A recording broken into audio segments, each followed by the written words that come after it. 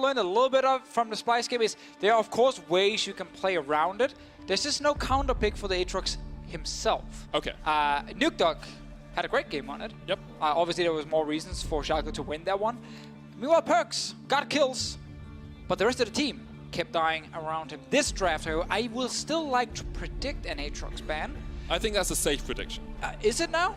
Two games in a row? I think it's safe. I'm not saying it's right. Because here's the thing. Safe. The reason you would leave it open is because you want to trade it for other power picks. True. And then you play around it and not into it. Because if you play into it and you make a mistake, you get 2 early kills, it's really hard to play the game. If you play around it, on the other hand, you can still punish the other lanes just like normal. Well, it was a good prediction, because they've already banned the Aatrox. There Alongside we go. it, there's the Nocturne, Heimerdinger, Camille, and Talia removed by And Fnatic. this is the important part. Aatrox has not won a game or been open in a game when I was casting. That's the only thing that matters, Matic. That's the important statistic. I don't watch the other games, only when I'm casting. Is of course Fnatic versus ROCCAT, the battle for 6th place at the moment. 4th place at the moment. I was about to say, yes. a little bit higher up. 6th place was earlier Oh, on and Mundo ban. It's interesting, because Mundo is one of those champs who gets left open most of the time, and then he gets picked basically every time, and he's always really, really strong. Finally a team that actually thinks it's worth taking away. So we don't get the mega tank in the top lane. Zoe is left open, however, and there is this mid laner called Caps on the side of Fnatic, and Caps, he's very good at playing Zoe. Unsurprisingly, yes. Caps, one of our best mid laners here in Europe, plays the best mid lane champion pretty well at the moment. Yeah. I mean, that's just how it is. Very simple analysis. Ooh, look at this. That's not a Snowball jungler. No. That's Sejuani. Probably for Memento. Can be flexed down to Noskaran. We saw a very useless Sejuani Zillion combo from Kingstone's bot lane earlier today. Didn't work out too well for them. Going to team it up, though, with the Yasuo, which implies to me it's more likely to be coming out of the jungle. It is still a very good pick. It's just not what we normally see Memento play in order to get ROCCAT ahead in the early game, because, of course, Sejuani is a lot slower than the traditional skirmish picks. Now, this is actually what happened in the draft we saw in the LCK, where Sejuani gets picked, Kindred gets picked as the answer, and then you put the Sejuani in support and you lock in a potential counter pick for the Kindred, or at least a pick that can duel the Kindred. It was a Camille over in the LCK. It is available, it's not available in this draft. I still wonder if we will get something like a Trundle with the Yasuo, which is still a combo you can go for with the Pillar. Doesn't have to get picked now, though.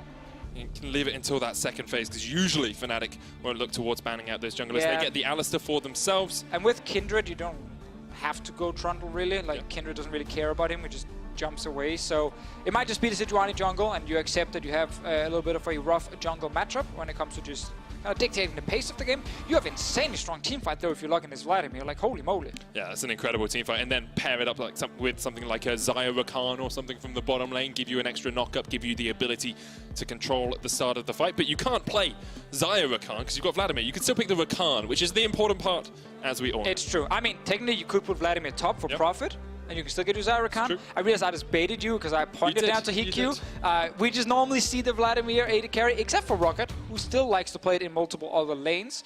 Sorry, mainly top lane. It's Prophet's most played this split as well. You totally baited. That's why I had a coherent I point didn't in my need to head. say all the lanes. I just wanted to say top lane, which is where Prophet likes to take it. And when he gets it, they play around him. Yeah. And they try and get him ahead. And it's actually worked okay for them. Interesting to see ROCCAT going for the Rise ban here.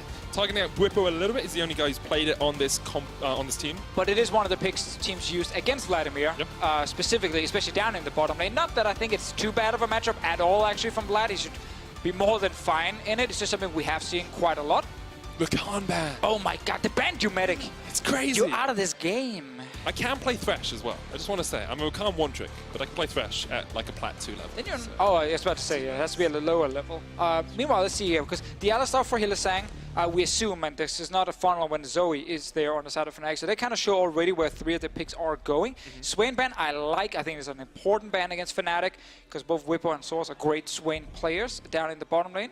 Could still set up an AD carry then, because Swain is normally one of the great answers to traditional AD carries. And they've removed Yasuo and Vlad, who are also normally good answers in the bottom lane, to the traditional AD carry picks. So it's going to be the Shen going to the support. I see Norskeren definitely playing this in that supporting role. Pretty good into the Alistar as well, because if he jumps in on you, you just put down the Spirit's Refuge. Can't really get that much damage down. This is the matter, though. Everything on ROCCAT's side can be flexed. Yep. I feel like everything on Fnatic's side is locked into their specific role, mid, Zoe, jungle, Kindred. We did see Alistar top for a very short period of time, like season 5. But all these 4 picks, like you can legit still move Sejuani to support role, you can put Shen top, like there's a lot of ways you can still mix it up before the last pick. So Fnatic are not 100% sure. This should be a Gragas top lane instead of the Jarvan blind we got last time. Or maybe not. Let's see what... No, let's not talk about hovers, because I think if you talk about hovers, things like the game... But I like it in this meta, because a lot of the hovers are actually real picks. Okay. And then it's fun to like... try and talk about it for like 20 seconds, shoot a quick prediction before you get the last pick, because right now here we have Gragas Jace as well coming in. Yeah, so there's a few different options. You could play the Gragas support, or it's probably going to be the Alistar support. Alistar support, Kindred I think. jungle, Gragas as bot laner? I mean, there's Jace bot lane is also a possibility, depending on what ROCCAT ends up locking in. So I kind of felt like the whole thing was figured out coming into this week, but then there's some new picks showing up. That should be a Rumble top lane. Sejuani jungle, Shen support, Vladimir as the AD carry, or in the bot lane. Together with the Shen, that seems to be what ROCCAT is going for on their side. Alistar support, Kindred jungle, Zoe mid for Fnatic. And then it's just a question of the Gragas and the Jace here. Do you put the Jace bot lane against the Vladimir? Or do you put him top and try and shut down the Rumble? I think ROCCAT expected the Gragas to be top because they picked the Rumble, which is an okay matchup into the Gragas, especially early on. You can push him in pretty easily, and if you get a good gank off, you can try and shut that Gragas. But they already saw the Jace. They know Whippo can take a top, and then you can send Kindred top lane early, and if you get one kill on Jace, you start taking over that lane against Rumble. So there is still so many ways this game can go. We're not even into the first part of it. Like, it's actually really insane how fun this draft has been. I want to talk a bit more macro about the compositions, though. We talked about the individual picks. You said Fnatic have this, ROCCAT have this really strong team fighting composition when we came into the second phase of pick and ban. Looks like it's still like that to me. You've got the Shen for the support, you've got the equalizer there as well. But what are Fnatic looking to do with their line? I think Fnatic, extremely long-range poke with Jace and Zoe. Like, I almost consider a bit of a pick composition without it being purely that, just because they have so many ways of catching one target. Alistar, Gragas, that's a great way to catch one guy out instantly. You have Zoe bobble into long-range poke from a Jace. Like, this Fnatic draft is one of those that gets really annoying to play against if you can't find the engage onto them. And once you get poked down, you get all in by Alistar and Gragas, and you can't prevent that fight. There's too much engage then coming in from the side of Fnatic. But I'm mainly just looking at the Jace. Whippo's playing it. I want to see exactly where it's going. I want to see if they play around it, and they can actually shut someone down with it. It's going down towards the bottom lane. I can sense it. It's going to play down there with Hillisang, and we're going to jump onto the Summoner's Rift. Fnatic versus ROCCAT, the battle for 4th place at the moment. And Fnatic stumbled coming back here into week 4 of the EU LCS. Lost the Splice yesterday. Will be looking to try and revitalize their form today. They've already seen G2 fall 0-2 week for G2. Fnatic will want to capitalize on that. Now, early laning phase should be more than fine here for Fnatic. It's not like Vladimir can just purely out-trade a Jace, mainly due to the auto attacks versus cooldowns on the abilities for EQ. However, I'm looking at the all-in that can happen level 6 for Vlad, because that's where Jace is extremely squishy. And you have a Shen setting up the play with Taunt. Obviously, Hillisang's job is then to protect it. Let's see how this strategy works out for Fnatic. It is the traditional Bruiser style, but I guess we are getting slightly closer to an AD carry for Fnatic. Is that what's going to happen? Bit by bit, Whippo's is going to play more AD carries, a little bit more. It's Jace first. That's if Kennen might come in. Then probably Lucian, because he's the one that's been played top in the past. Yeah, maybe. But then it's... Finally, we can say it's an actual AD carry. Also, playing Kennen when you have Reckless on your lineup that would be pretty disgusting. A little bit BM, but early doors, Hillisang meets up against Norskeren in the river. Both junglers going to start on the bottom side of the map. Expect action up towards that top side, because whoever gets ahead between the Rumble and the Gragas should have control of that lane. I'm really glad the Rumble is back. Like, it had to happen with the amount of buffs he received. Just all the time, it was like, oh, he's a Q buff, he's an ulti buff. You know, like, eventually, you're just too good to not get played. Because whenever Rumble is in the game, it guarantees action. It's true. No one ever leaves a Rumble just alone if he starts getting hit, because you have to try and shut him down. And no one just, you know, picks Rumble and then says, yeah, we don't want to fight for 30 minutes. Like, that literally never happens. So you know you're going to get some place where Prophet is going to be involved. And with the insane amount of, you know, teamfight presence and AoE damage, like, look at this. Vladimir ulti, his own E's exploding on everyone. Prophet with a Rumble, even a Yasuo ult. Like, there's so much AoE damage from ROCCAT. Fnatic, they definitely do not want to stand grouped together when the fight starts. If ROCCAT can find their perfect engage in a fight, I don't think Fnatic will have the opportunity to even react. You know, we saw Jankos yesterday on the Kindred getting caught out, not even able to put the Lamb's Respite down before he fell in a fight. Very much on ROCCAT to get that Lamb's Respite down, and so as to disengage the fight with his explosive cask if he can. Now, ROCCAT did go for the Scuttle Crab after getting his guaranteed you action right there. Oh, this is such intense action. Oh, he's gonna jump! Soaz knocks him back. The Scuttle Crab in the midst of them as well. Yasuo's coming up, Prophet with the flash already, but Broxah's on the chase. Here's Blanc trying to join up and save his teammate, but Soaz just going to chase straight past him. Momento's caught out. Cap Prophet safe for now. Blanc there as well. Sleepy Trouble Bubble misses. Caps him from the side, but this is first. This is almost second blood as well. The flash away from Blanc will keep him alive. It all started because Prophet wanted to move down and try and interrupt a scuttler. Caps did use the picked up flash right there, don't worry. But because Prophet walks down the river, Source ends up just walking in behind him, and he suddenly is in a spot where he can't get out, even when he tries to flash away. There's some trading bottom lane. We get to see early advantage for Fnatic. It's what we mentioned with the Jace, the advantage of not just relying on cooldowns from your spells, gives them the clear edge here early over HiQ and Noscaran. So right now Fnatic got an advantage topside through a crazy fight level 2 and level 3. And they're already pushing in the bottom side. So much more like the Fnatic that you want to see as a fan of them. So much more like the Fnatic that can challenge for the top spot in the EU LCS. And I made this point yesterday in post-game lobby. Talking about how with ROCCAT, there's a lot of positives if you look at the individual members. The only one I still have a lot of question marks around is Prophet specifically. And a lot of that is around his decision-making and where he's moving on the map. It feels very random. Often, like no vision on his side, he just walks into the mid lane and then he gets caught on something. This specific play here, I think it was very greedy for him to move down the river without proper backup ready. And then Soaz just literally walks into him like, okay, well I guess we're gonna kill you now. Too easy for Fnatic to pick up the first blood.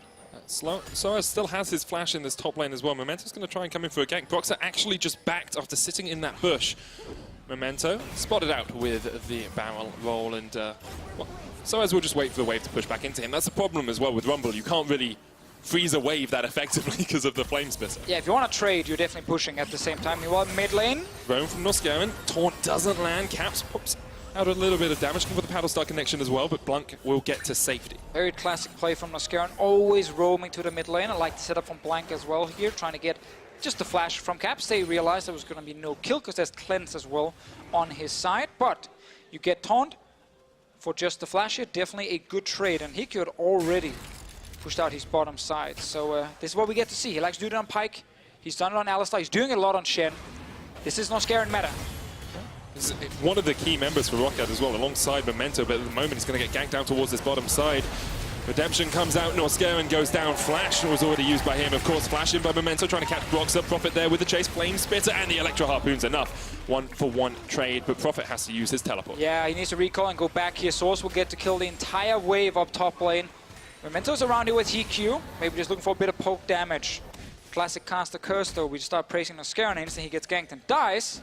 He baited Broxah into dying. That's what we'll say. Yes, he paid for it with his life, but it's a jungler for a support.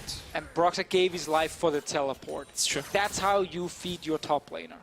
It's definitely true. So as already 12 CS up, HiQ caught out a little bit here. The Sun Pool comes out, but Hylissang's looking for the stun flash from the Vladimir to get himself to safety.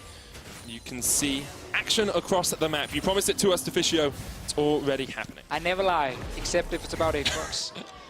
So as Flash, not back, Blanc goes to sleep, goes to bed. Good night. I love watching Source play at the moment. I don't care if it's Heimerdinger, Swain, or if it's a tank in the top lane. The fact he's making plays on the map is great. What a nice move to the mid lane here. Cleanse not used on the side of Yasuo. I think he didn't really have any time to do it before he got knocked back. And that is now 2 kills that Source has been involved in. And 2 kills for Capson. That is Zoe, man. We just said this man on Zoe. Yep, not very fun to play against. He's pretty good, unsurprisingly. Let's have another look at this fight down towards the bottom side. So that's just a gank where Kindred comes first. Memento is around, luckily here for ROCCAT, and Prophet's TP is available. So when they see they're chasing towards the turret, they decide to jump in. And already at this point, it's a good trade for Fnatic because they will get at least 1-for-1 plus that big TP cooldown. Good stuff all around for Fnatic early on. 1,000 gold in the lead at the 7-minute mark. Their early game. Looking back to its Rift Rivals form, yesterday they didn't have the best of performances versus Splice. And once again, we see ROCCAT playing around this mid lane. When you have caps on Zoe, you want to get him ahead. You know if you do, you're pretty much guaranteed to win. And this is where if we look at ROCCAT and how they win games normally, at this point here they would have Memento on something where he could actually get fed himself and he could just force plays all over the place. That's not going to happen on the Sejuani. Mid lane again. Yeah, Blanc caught out in the midst of it all. Hylissang was there with the flash, but Blanc gets to safety. Well played by him getting out. Had to use the cleanse, but still. So 3-man gank in the mid lane. As I said before though, it's much harder for Memento and Sejuani to actually be the most important member on the side of ROCCAT. And if the whole team starts falling behind, comeback mechanics with this kind of draft is we have to try and engage into a 5-on-5 team fight where all the AoE damage needs to land. We cannot afford to make a single mistake in how we fight, because if we lose fight number 2 and we're already behind, that's probably your entire base gone. And looking for the disengage from Fnatic if that fight does come out as well. Alistair so good at it, so as on that Gragas will be perfect with the explosive cask as well. So keep our eyes for ROCCAT if they decide to group up, try and force a fight, maybe around the Mountain Drake, maybe around the Rift Herald. Still got a bit of time before that spawns, of course. We are only 8 minutes in. There's still time for this game to develop. There's still time for Fnatic to make mistakes. It's not as done and dusted as it may seem. There's the Hema Plague from Hiku, hits on Bwipo, just trying to save Norscarin, who was in the midst of the 2 Fnatic members. Definitely say that no one called the game over just yet. I mean, you called a game over in pick and ban, and you were wrong. So when did I do that? If anyone doesn't ban Aatrox and the enemy team picks it, I'm pretty sure they're going to lose. I don't think I casted that game. Must have been Ender who said it. You still called it. You called it. I think it was Ender. You called it in ready check. Is that American guy? Which one? We've got too many of them. It's actually true. Yeah. We're getting a lot of them. We need more British people. I agree. Bad at football, but good at League of Legends casting. I mean, you're top 4 in the world. That's true, but we did lose to Belgium today, so. Yeah, you're top 4, number 4 in the world. Yeah, number 4. I'll take it for now. Fun fact: Denmark played badly. 0-0 or 1-1 against the 2 teams in the final. Oh, good stuff. That shows we're actually as good as the 2 teams in the final. I love that logic, and I love Bwipo flashing in for the knock-up. Norscarin caught out as well. Another kill for Fnatic, and this bot lane is getting away from ROCCAT. Oh, the Jace denying any sort of escape. Still kind of waiting for Memento to try and do something. He's top lane now. That's great. Yeah, that's what we wanted. It's a good kill. Good response here from ROCCAT, trading 1 for 1. Important they keep, even in this game here, the bot lane turret will take a lot of damage. Norscarin is on his way back to try and defend it. TP from Prophet is soon available, but I don't think he gets to join a fight on the bottom side here. So Drake will go over to Broxah, and the bot lane wave died. So it's interesting to me because Fnatic decided they want the Mountain Drake over damage on the tower there. They pushed up the next wave, the wave died to the tower, but instead of stopping the laning phase, they said, we'll take Mountain and we'll leave that tower alive. Well, also by killing the wave, you get a really good reset. Instead of, like, typically it's not worth to get a bit of poke damage on the turret if you can actually get a great recall. Return to the bot lane with the entire wave just for you to pick up. You get slightly ahead then on experience and CS, and that's obviously worth a little bit more than getting the turret down, because on the next big play, now you have items, there's a Ghost Blade on Bwipo, you probably have enough damage to kill the turret anyway. So you didn't need that extra little chip damage, and that's why they just took the wave and recall. On their side, Broxah is checking for Memento here. And the Sejuani executed 2 ganks so far, and importantly, Prophet has picked up some of the kills. Early Oblivion Orb, so he just wants to rush straight towards Magic Pen. We do see other Rumbles rush straight for Leandries. Not in this case, he wants the Magic Penetration. So as looking to see if he can get behind this tower, places a ward just in case Prophet's going to be up there. Cap's actually got a lot of chip damage on towards this tower in the mid lane. Memento coming in as well. Broxah and Hylissang here to join the fight if they so desire. Yeah, this is a problem for ROCCAT. They've not been able to play around the mid lane, which is normally one of the big win conditions for them. Memento and Blank together is a good combination. But now it's a Yasuo falling behind. He got ganked by multiple members as well. So it's rough. And you just see the Zoe get a few hits on your turret every single time. ROCCAT's only way of really saving this is to collapse with Norscarin, with Memento, and try and kill Caps. 13 to 15 CS lead there for Caps in the mid lane. Those 2 kills bolstering up his scores as well. You can see he's about 1,000 gold ahead of Blank, and that's about the amount of gold that Fnatic is leading by as well. I'm very expectant of ROCCAT here.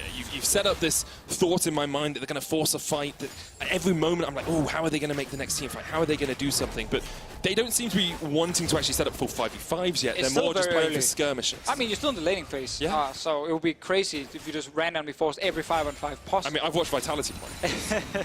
In this case here, I think for ROCCAT, you have TP and Profit. If they want to make a play on bot side, there is an option, but then you're against the Alistar, so you can't really tower dive it. And if you want to save mid lane, as I said before, that's where you have to go. Shen ult, Memento gank, but Cap sits with Cleanse. So there's no easy lane other than really Zoas to try and attack, because Zoas, you know you're fighting 2v1. You can see that's what Memento is trying to do up towards this top side of the map once again. ROCCAT do have the river control in terms of warding, but Fnatic have the first tower of the game, with it a 3,000 gold lead. And you can see, ROCCAT, they want to control top side, but now you lose mid lane turrets. It gets really hard for you to start Rift Herald. Instead, they are looking for that fight we mentioned around the mid lane. But all of Fnatic, they're around, they're ready to take the fight. Zoas comes in from the side as well, building up towards that adaptive. And Broxah aggressive. jumps straight forward into Memento. We'll get locked up with the Icebreaker. There's the Equalizer as well, but it's not going to hit enough. Sleep comes out. Norscarin can't quite land the taunt up towards the top side of the fight. Zoas flashes from the Glacial Prism. Memento now maybe a little bit too far forward because Cabs can come in and deliver a paddling. Memento flashes away, but Hylissang says, not today, my friend. A kill for Fnatic in the jungle. Yeah, Fnatic, they knew the fight was going to happen. They were around the mid lane already, trying to bait ROCCAT into an engage, and it happened. They got one kill onto Memento. They've already killed the mid lane turret. They are currently in full control. And ROCCAT's teamfight comp might fall too far behind before we even get to the stage of the game where you're supposed to try and win the 5-on-5. And that was a concern for us in Picks and Bans. The Fnatic's early game at Rift Rivals was incredibly good. Yesterday they faltered a little bit, but still consistently a strong early game team. And as we crest towards that 15-minute mark, they're about 3,500 gold ahead. It is true. We do not get the same punch from ROCCAT that we have seen in some of the other games with this current draft, when it's very focused on 5-on-5 and a tank in the jungle for Memento. Still, he's been able to at least get a bunch of kills for his team. Meanwhile, HiQ down the bottom lane. Spellbinder is completed. He's actually done well in this game, and he's one of the AD carries that adapted well to the new meta. He's actually been able to play mages almost instantly, and he can still go back to traditional AD carries if needed. So he's been able to offer a lot of flexibility for ROCCAT, and we're looking at him as one of the main carries in this game because you cannot rely on your Yasuo. He's behind, he's lost his lane. It's going to be such a long time before he's on 2 items. So Vladimir and Rumble, the heavy magic damage AoE, that's what we're looking at. Memento jumps the wall with the Blast Gun. They're looking down towards this bottom lane, as you say. Hylissang spots out Memento with the ward.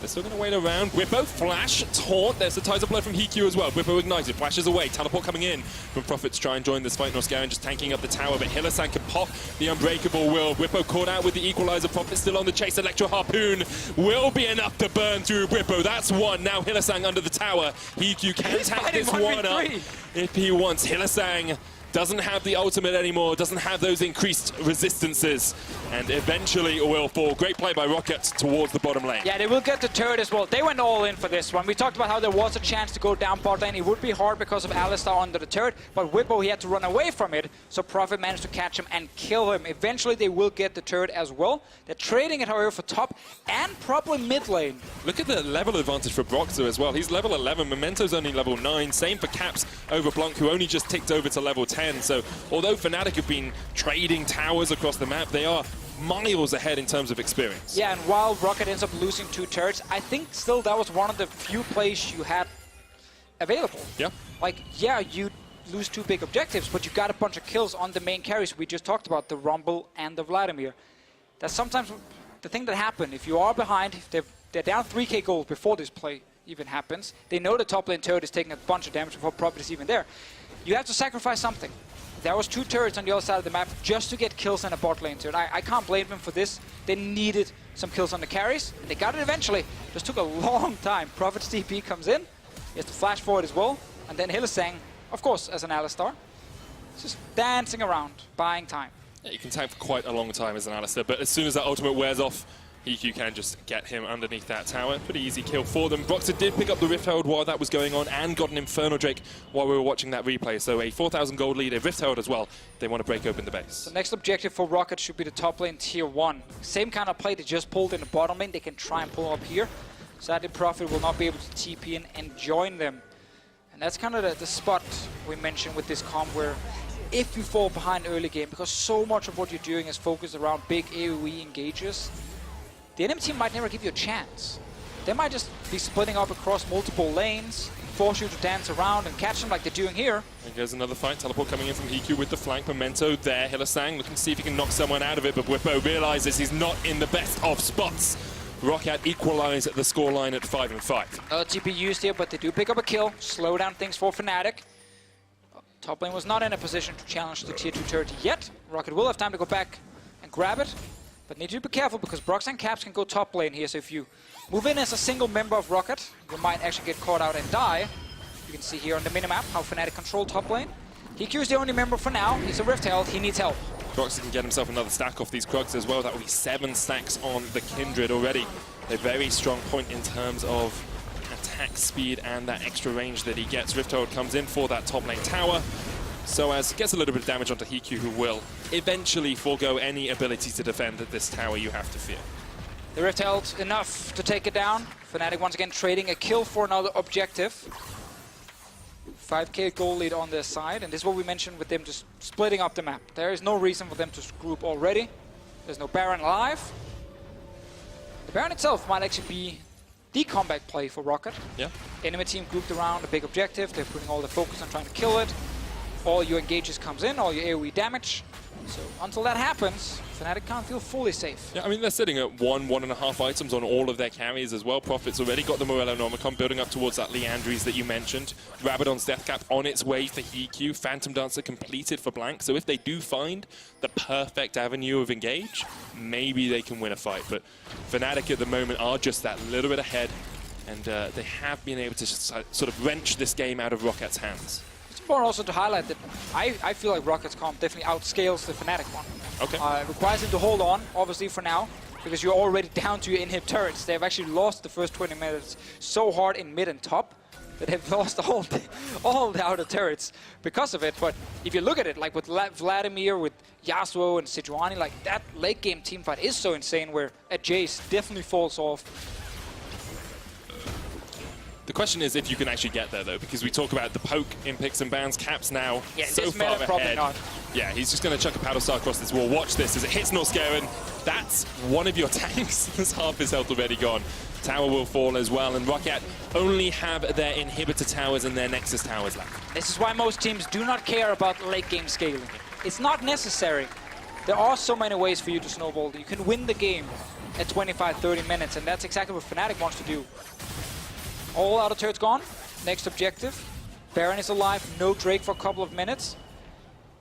If you don't want to go for Baron, you can still play the 1-3-1 setup and actually start dealing damage to inhib turrets. If Whippo is ever left alone, he's going to take it in no time. ROCCAT knows, though, they need to actually find a team fight. They can't 1v1 their way back in this game. Trying to do it by forcing Fnatic to react around that Baron. They clear out all the vision they can. They get some deep wards in as well. So kudos to ROCCAT for being able to find that vision control. Yeah, but now they're all laning for top lane turret, which is fine to grab. They just need to be aware they will be losing the mid lane control. So they have to always respect that when they're trying to run back to the mid lane. Will the enemy team be in our jungle now? Are they collapsing on us? Fnatic in this case, no, because they value getting Baron control. That's exactly what they're going to do. Clear out those control wards. Broxer, yeah, little bit thing. of damage. Careful if you Q into the Baron wave, into the Baron to try and kill the ward. You will actually proc the Baron. It'll start hitting you in the face. I mean, it's a little bit rude, but you have chucked an arrow at its face, so... I mean, yeah, you would probably also attack someone if they shot you with an arrow. I think if you shot me with an arrow, I'd probably hit you. You and Baron equally same size? Yeah. Yeah. It might be a little bit shorter than me. But anyway, Fnatic in a very strong position at the moment. 5,000 gold ahead. Second completed item on Caps as well. Banshee's Veil is where he has gone second, trying to stop some of the damage coming out from the Rumble and from the Vladimir in these fights. That, and I think mainly the ulti from Memento, which is the engage. But obviously the thing about Sejuani when she is the main engage is it is a skill shot. It is a very predictable skill shot as well. Typically you actually really love to have another engage tool next to her, so that you have two people flying in at the same time. But just a Sejuani, Banshees in this case, dashes, you can just juke out of it and then ROCCAT do not get the fight. Lunk has to flash away, actually E forward towards Hylissang there, and Hylissang was waiting in the wings, very quick on the trigger. And we get to see Fnatic, they are just playing the lanes, still pushing ROCCAT all the way back to the base. Profit might get caught out by Soas. That is okay. Oh. Can Soas win that trade? Because Profit's one of the few members that's actually ahead. You can see Fnatic are going to teleport in here. No vision control from ROCCAT at all. However, Fnatic realize that the long-range totem comes out, spots them, and will back away from the Baron. Still slow and steady for Fnatic here. They've not been chasing kills this game. It's been all about playing for turrets. Trading whenever ROCCAT went to one lane, they killed the turret on the other side of the map. Remember the long-range poke with Zoe and the Jace. Hylissang is around as well. No flash on that Yasuo. It was used last time. He's a fairly easy target to kill right now. Another Infernal Drake. Why not? Add another one to your pool. Gives you all that extra damage. Makes your poke even more effective. And they have the mountain as well. So if they want to take down those inhibitor towers, they will shred through them pretty quick. Yeah, I really feel like that Baron is the way back for ROCCAT in this game here. And of course, it's the way to close out the game for Fnatic. If ROCCAT can find a teamfight around it and actually use people standing close to each other within a Baron pit, there's always a way for them to win a fight, even if they're down 5k gold. It feels like the pressure is on ROCCAT to force Fnatic for the Baron, though, because Fnatic seem happy just to 1-3-1 at the moment, push up the waves, get a bit of chip damage on the tower, and eventually you'll take down one of those inhibitor towers. That's the thing. Fnatic have no reason to gamble around Baron. If they feel like there's a chance ROCCAT can engage on them, they just step away from it, and they just go back to pushing in the lanes and take all the jungle camps. Eventually, you do get a full item lead with all the additional gold you're getting, and then you can just 2-man Baron, or 3-man the Baron. That's what they'll be looking to do, is littered with wards at the moment. It's up like a Christmas tree down towards this Baron for Fnatic. Sadly for ROCCAT, they only have that single control ward just in the back of the pit that Fnatic are now going to clear out. We'll kill it. Meanwhile, as we can see here, the backside of the jungle for ROCCAT is still currently dark for Fnatic, so they don't have full control of it. They know exactly though where the Yasuo is, and botlane Hikyu was actually trying to set up a play. If you pan the camera down, they were hoping that Soaz would walk in and show himself early, so Hikyu and Prophet could jump him and kill him, and then go to Baron right after. But Soaz played it very safe. Something we used to see G2 do quite a lot of the time. Though Blanc already down to about a third of his HP. You can see Caps a little bit out of position. There's the equalizer Hemo Plague as well. They're trying to catch out Caps, and they have done exactly that. One down. Here comes the rest of the fight. Teleport in from Soaz towards the backline. Norscarin doesn't quite land the taunt, but Prophet does still have some damage. Remember, no ultimates for the Rumble or the Vladimir now, and because of that, Memento falls. So it wasn't around the Baron, but it was ROCCAT looking for a fight here. Sadly for them, after they get the first kill, they've used so many of their ultis to kill Caps, and ends up being a 1-for-1 trade. And now, they're not ready to stop the Baron. They all stepped away after the fight, said, yeah, job's done, we get 1-for-1, we get a bit more time, but no, Fnatic rushed straight to Baron. Well, Memento is the one that fell as well, so no smite here for ROCCAT. Norscarin maybe just give it up. Looking to steal it away, but as you say, probably just given this one up. He taunts away across towards the Krugs, and Batman at 25 minutes goes to Fnatic, and perhaps that's the death knell for ROCCAT. That was a little bit unnecessary. They all reset after the fight. Let's get the replay though. Caps is stuck in the mid lane. He gets collapsed on by multiple members and ends up getting 2 ultis in his face. And then he dies. And now let's see, can ROCCAT continue chasing? The problem is Yasuo is back in base because he got poked out by Zoe before this, so it was a 4v4 team fight. That's where they get the trade. And now look how ROCCAT, everyone ran away. They're just like, yeah, job is done. We do not need to do more here. And that's when Fnatic made the call. Hey, they're stepping away from it. Start it. We have the vision control. We can always just back off from the Baron. That's how they end up getting it. So we did not get the big 5-on-5 AoE team fight around the Baron pit that ROCCAT were hoping for. ROCCAT just haven't been in control of this game from early on. So as flashes away here from Memento and Prophet down towards the bottom side, ROCCAT trying to make a desperation play, because with this they sacrifice any pressure on the top side of the map as Bwipo pushes in towards that tower. If they recall here, Source TP is on cooldown. They have a chance to force a team fight. This turtle will die very quickly. The recalls are coming in now. It's a little bit late for them. Once they're here, they have to just go instant if they want to get a man advantage. Have to force the fight. Looking at Norscarin, the guy has so often stepped up for them, but as you say, they cannot force the fight they need. Perhaps with it, they cede control of the 4th spot in the league as well. Fnatic looking to continue, well, part of their dominance in the EU LCS, looking to come back on the road towards that top spot.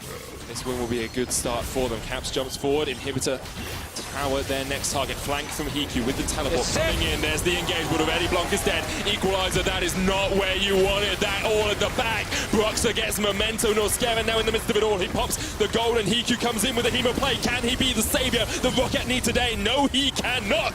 And this is a clean ace for Fnatic, and it's gonna be the game. Yeah, Fnatic got the perfect team fight for them, and ROCCAT missed absolutely everything in that all-in, and then you lose everything. Yeah, Fnatic going to be able to close out the game. 27 minutes and a resounding victory for Fnatic as they go 5-3 in the EU LCS. Great comeback game for them, full control. Won the early game. It was not as hectic as the game yesterday against Splice, where Fnatic were constantly forcing, constantly fighting. This was trade objectives for kills, very, very often. But then the big thing here, and this is, again, the thing about ROCCAT.